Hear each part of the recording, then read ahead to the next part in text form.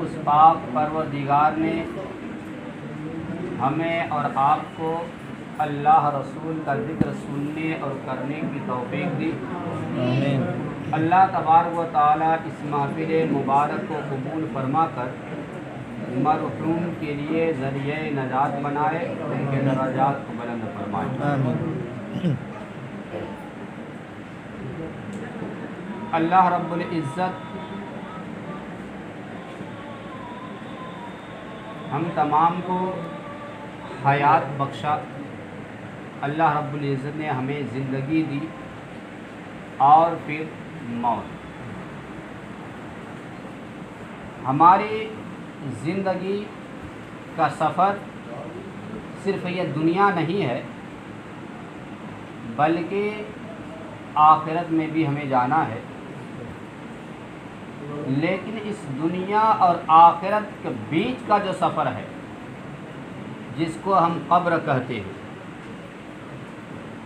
ये बीच का सफ़र, दुनिया और आखिरत, इसके दरमियान का जो सफ़र है, बीच का सफ़र जिसे हम कब्र से ताबीर करते हैं, जिसे हम कब्र कहते हैं, यही आलमे बरज़ख है। कब्र एक आलमे बरज़ख है, जिस सफ़र को हमें और आपको सबको तय करना है। लेकिन इस सफ़र का दारो मदार हमारे इस दुनिया के किरदार, गुफ्तार, अमल व अक़वाल पर मुनहसिर है। इसीलिए मेरे आका नबी कौनैन सल्लल्लाहु ताला अलैहि वसल्लम से एक सहाबे रसूल अर्ज़ किए, या रसूल अल्लाह, सबसे बेहतर आदमी कौन है? सबसे अच्छा आदमी कौन है? नबी कौनैन सल्लल्लाहु ताला अलैहि वसल्लम ने फरमाया, जिसकी उम्र लंबी हो और उसके आमाल अच्छे हो। फिर मेरे आका से वो सहाबी अर्ज़ के, या रसूल अल्लाह, सब में बुरा आदमी कौन है? फिर मेरे आका ने फरमाया, जिसकी उम्र लंबी हो और उसके आमाल बुरे हो। अच्छा और बुरा दो आदमी के बारे में सवाल हो रहा है। मेरे आका नबी करीम सल्लल्लाहु अलैहि वसल्लम से पूछ रहे हैं, दरियाफ्त कर, या रसूल अल्लाह, आप हमें अच्छा आदमी की भी निशानदेही कीजिए और ख़राब आदमी की भी। दोनों के बारे में लंबी उम्र फरमाए। उम्र लंबी हो, लेकिन अच्छा और बुरा का दारो मदार उसके आमाल, उसके कैरेक्टर, उसके किरदार, उसके अक़वाल पर मुनहसिर है। अगर उसके अक़वाल, उसके अफ़आल, उसके आमाल अच्छे हैं तो उम्र भी लंबी है, तो उसने लंबी ज़िंदगी में अच्छा अमल किया, इसलिए वह बेहतर से बेहतर है। और अगर उसे लंबी ज़िंदगी मिल गई, 100 साल की ज़िंदगी मिली, 200 साल की ज़िंदगी मिले, लेकिन उसके आमाल अच्छे ना हो, तो लंबी ज़िंदगी में और ज़्यादा उसने बुरा काम किया दुनिया में, इसलिए वो बुरा आदमी है। तो इसीलिए ये कब्र का जो सफ़र है, उसका दारो मदार इस दुनिया की ज़िंदगी पर है। इसलिए इस सफ़र को हमें अच्छा से अच्छा बनाना चाहिए। इसके लिए हज़रत मौला अली रज़ी अल्लाह ताला अन्हु ने फरमाया कि अल मौत मौइज़तुन, कि मौत नसीहत है। आदमी के लिए सबसे बड़ी नसीहत मौत है। अगर उसको याद हो मौत, अगर उसे याद है मौत, तो चाहे वो रात की तारीकी में हो या दिन के उजाले में हो, कहीं भी वो ख़राब नहीं करेगा, कहीं भी वो बुरा नहीं करेगा। जब उसे मौत दिल में ख्याल हो कि हमें मरना है, इसका हिसाब व किताब देना है, तो किसी भी हाल में वो बुरा नहीं करेगा, कहीं भी रहे वो बुरा नहीं कर सकता है। इसलिए मेरा आका नबी करीम सल्लल्लाहु ताला अलैहि वसल्लम इरशाद फरमाए, अक्सरू ज़िक्र हाज़िमिल लज़्ज़ात, कि लज्जतों को तोड़ने वाली, लज्जतों को, ख्वाहिशों को ख़त्म करने वाली चीज़ का कसरत से ज़िक्र करो, और वह मौत है। उसका कसरत से ज़िक्र करो, ये मौत। सवाल ये पैदा होता है کہ موت کو کثرت کے ساتھ ذکر کرنے کا حکم دیے میرے آقا نبی کریم صلی اللہ علیہ وسلم۔ اس کی وجہ کیا ہے؟ اس کی وجہ یہی ہے کہ انسان کو جب موت کی یاد آئے گی تو کبھی وہ برا نہیں کر سکتا۔ حضرت عیسیٰ علیہ السلام ایک بار کہیں تشریف لے جا رہے تھے تو ایک شخص سیدنا عیسیٰ علیہ السلام سے آ کر عرض کہ یا رسول اے اللہ کے نبی عیسیٰ مسیح، میری اونٹنی ہم پہ حملہ کرتی ہے، میری اونٹنی مجھ پہ حملہ کرتی، مجھے کاٹنے کے لیے، مجھے کھانے کے لیے دوڑتے میرے پیچھے، اس کے لیے آپ کچھ کیجیے۔ آج بھی ہوتے ہیں لوگوں کے گائے بگڑ جاتی ہے، بھینس بگڑ جاتی ہے، کسی عالم کے پاس، کسی مولوی کے پاس کچھ نہ کچھ پوانے کے لیے جاتی ہے۔ وہ شخص کہے کہ میری اونٹنی مجھ پہ حملہ کرتی ہے، اس کے لیے آپ کچھ کیجیے۔ سیدنا عیسیٰ علیہ السلام اس اونٹنی کے پاس گئے اور ان کے کان میں کچھ کہہ کر آگے نکلے۔ اس کے بعد سے ہی اونٹنی حملہ کرنا بند کر دی، لیکن جہاں حملہ کرنا بند کر دی وہیں وہ چارہ پانی کھانا بھی وہ بند کر دی، یوں ہی اونٹنی بیٹھی رہتی۔ کچھ دنوں کے بعد اونٹنی کمزور سے کمزور ہو گئی۔ جب پھر وہ اللہ کے نبی عیسیٰ علیہ السلام ادھر سے واپس آ رہے تھے، تشریف لا رہے تھے، تو اس شخص نے کہا کہ آخر میری اونٹنی کو آپ نے کیا دم کیا ہے، کیا وجہ ہے کہ اونٹنی ہم پہ حملہ کرنا چھوڑ دی، لیکن ساتھ ہی وہ کھاتی بھی نہیں، پیتی بھی نہیں، چارہ بھی نہیں لیتی ہے، جس کی وجہ سے میری اونٹنی کمزور سے کمزور ہو گئی۔ حضرت عیسیٰ علیہ السلام نے کہا کہ کچھ اور دم نہیں کیا ہوں، اس کے کان میں جا کر صرف یہی کہا تھا کہ اے اونٹنی، اے اللہ کی مخلوق، تم اللہ کی مخلوق پہ حملہ کرنے کے لیے دوڑتی ہو، یہ بتاؤ کہ تمہیں مرنا نہیں ہے؟ صرف اس کو موت یاد دلایا تھا۔ یہ حضرت عیسیٰ علیہ السلام کی زبان کی تاثیر تھی، جس کی بنیاد پر وہ اونٹنی کو جب موت یاد دلا دی گئی تو اونٹنی ہمیشہ کے لیے چارہ پانی بھی چھوڑ دیتی ہے۔ لیکن ہم انسان ہیں کہ سب کچھ ہمیں معلوم ہونے کے باوجود بھی دنیا میں اس طرح منہمک ہو گئے کہ اللہ رب العزت سے غافل ہو گئے۔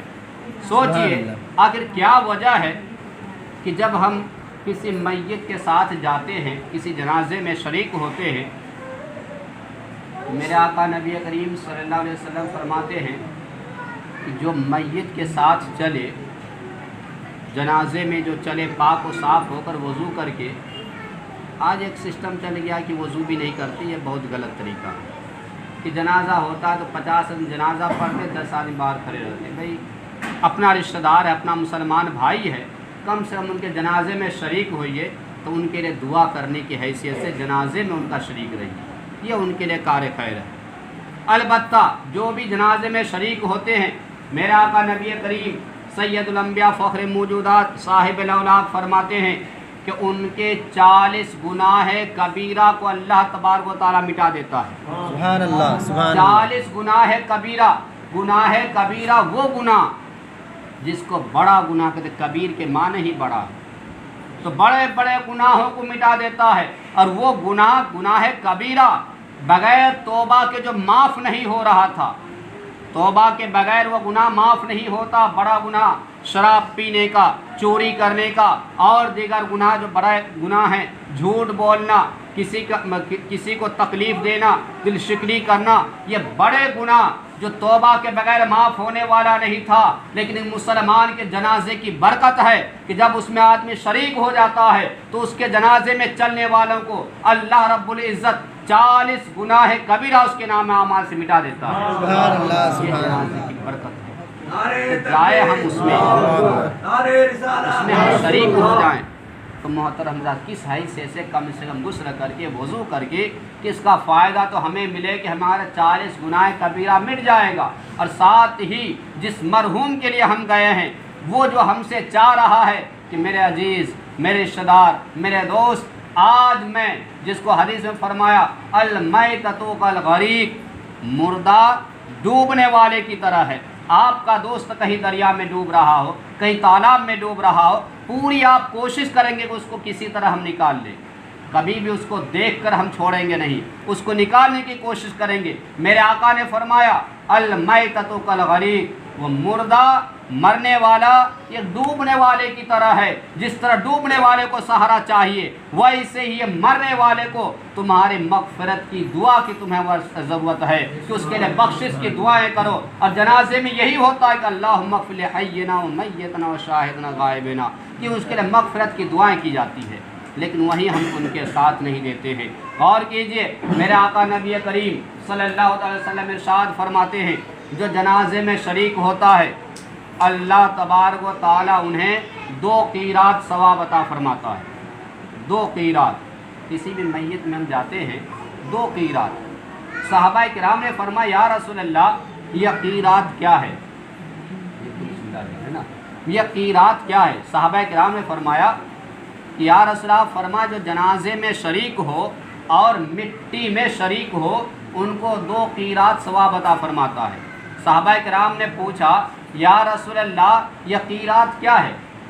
میرے آقا نے فرمایا کہ یہ قیرات، 1 قیرات ثواب 1 احد پہاڑ کے برابر ہے۔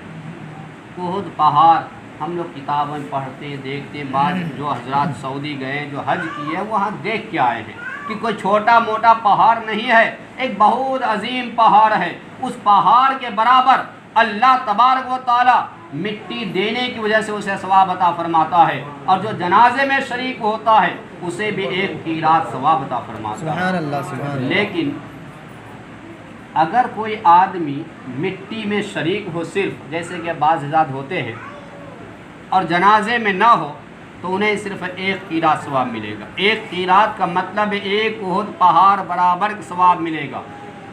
اور اگر جنازے میں بھی شریک ہوتے ہیں اللہ رب العزت اس بندے کو 1 قیرات اور ثواب عطا فرماتا ہے۔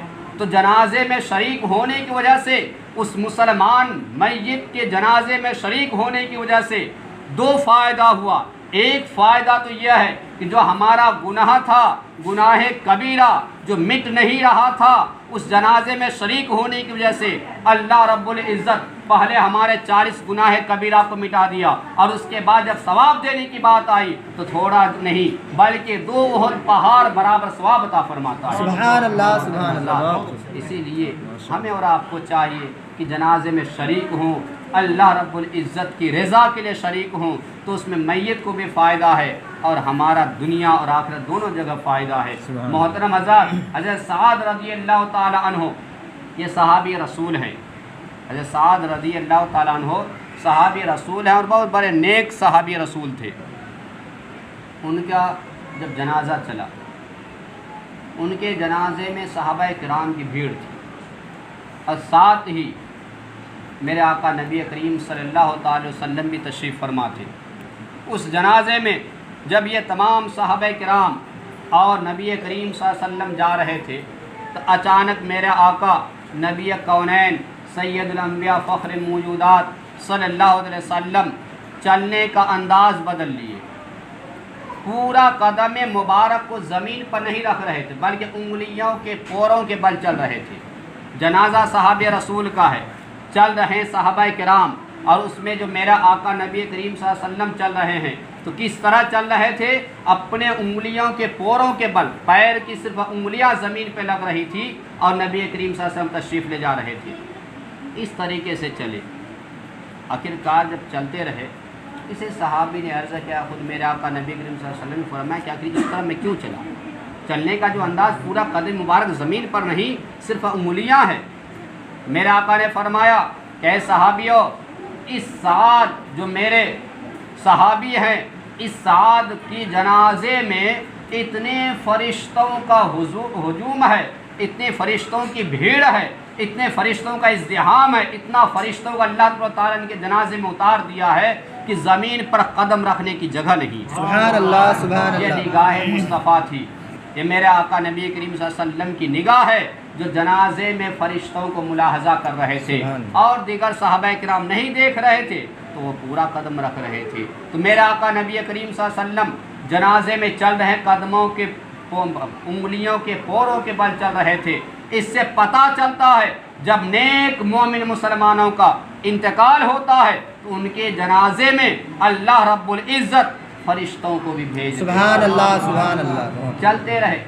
आखिरकार हज़रत साद रज़ियल्लाहु ताला अन्हु के जनाजे की नमाज हुई। नबी करीम सल्लल्लाहु अलैहि वसल्लम शरीक रहे। जनाजा मेरे आका ने पढ़ाया।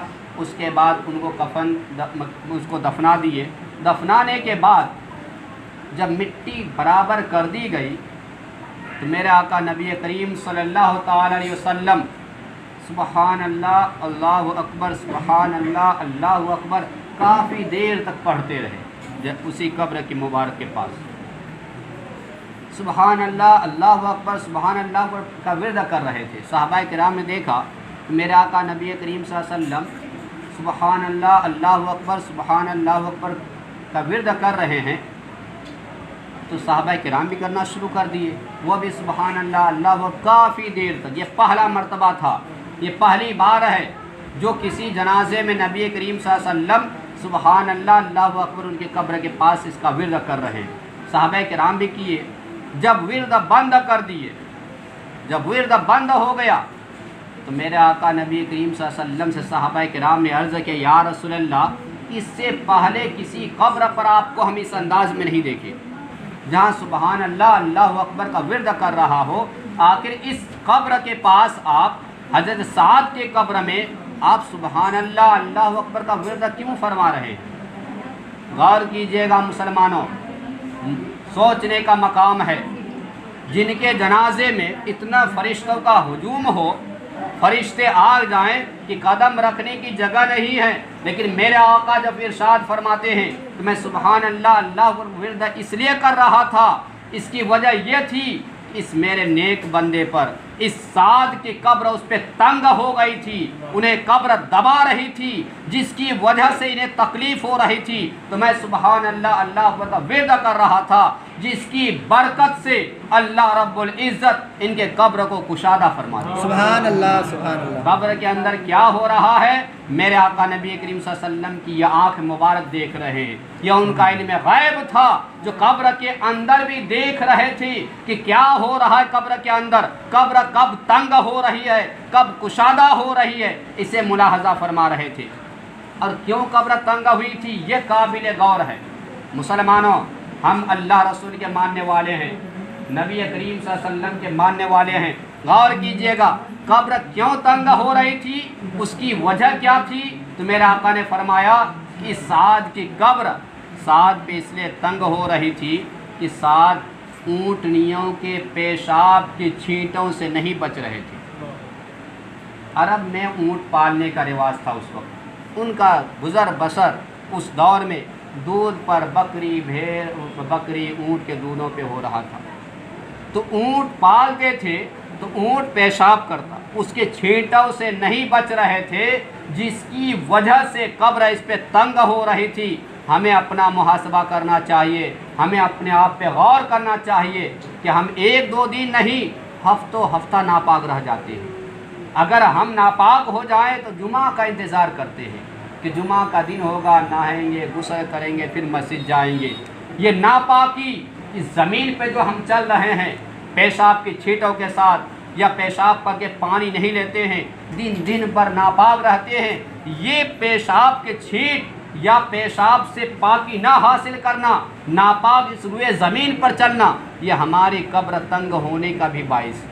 इससे हमें डरना चाहिए। पाकी हर मुसलमान के लिए अव्वलीन तर ज़रूरी है कि पाक व साफ़ रहने से बरकतें होती है। आज हम सोचते घर में बरकतें नहीं होती है, जबकि मेरा आका इरशाद फरमाते हैं जिस घर में जुनूबी इंसान हो, जिस घर में नापाक आदमी हो, जिस पे गुस्ल फ़र्ज हो, वो गुस्ल ना करे तो रहमत के फ़रिश्ते नहीं आते। सोचिए, जिस घर में रहमत के फ़रिश्ते ना आ जाए वहाँ बरकतें कहाँ से होंगी। इसलिए मुसलमानों, हम अल्लाह रब्बुल इज़्ज़त का शुक्र एहसान अदा करें कि उस पाक परवरदिगार ने किसी और घराने में नहीं, हमें मुसलमान घरों में पैदा किया और उस पर भी नबी करीम सल्लल्लाहु अलैहि वसल्लम का उनकी उम्मती बनाया। ये अल्लाह का शुक्र एहसान है, तो हमें चाहिए कि उनके हुक्म पर अमल करें। मेरे आका नबी करीम सल्लल्लाहु अलैहि वसल्लम की जो सीरत है, तरीक़ा, उस पर अमल करे। एक बार मेरे आका नबी करीम सल्लल्लाहु ताला अलैहि वसल्लम जन्नतुल बकी से तशरीफ़ ले जा रहे थे। जन्नतुल बकी मदीना मुनव्वरा के पास जो कब्रिस्तान है उसका नाम ही जन्नतुल बकी है, जहाँ तकरीबन 10,000 सहाबा किराम का मज़ार है। उधर से मेरा आका नबी करीम सल्लल्लाहु अलैहि वसल्लम तशरीफ़ ले जा रहे थे, अचानक दो कब्र के पास रुक गए। रुकने के बाद मेरे आका ने फरमाया, सहाबियों खजूर की शाख लेकर आओ। उसकी टहनी लाकर तोड़कर दोनों कब्र पे रख दिए। मेरे आका से सहाबा किराम ने, या रसूल अल्लाह आप ऐसा काम क्यों कि पहली बार आपको देखते हैं। मेरे आका ने फरमाया, इन दोनों कब्र वालों पे अजाब हो रहा है, इन दोनों पे कब्र में अजाब हो रहा है, और कोई ऐसा नहीं कि जिसकी वजह से बच ना सके। बच सकता था लेकिन बचा नहीं, जिसकी बुनियाद पे कब्र में अजाब हो रहा है। मेरा आका ने फरमाया, एक तो वो शख्स है जो अपने पेशाब की छींटों से नहीं बचता था, पेशाब की छींटों से नहीं बच रहा था, जिसकी बुनियाद पे इस पे अजाब हो रहा है। और दूसरा वो शख्स है जो दूसरों की चुगली करता था, दूसरों को लड़ाता था। मुसलमानों, हम पैदा हुए जोड़ने के लिए, आपस में जोड़िए, आपस में इत्तेहाद इत्तेफाक कीजिए। चुगली कराकर दूसरे को लड़ाना झगड़ाना ये मुसलमानों का काम नहीं होता है।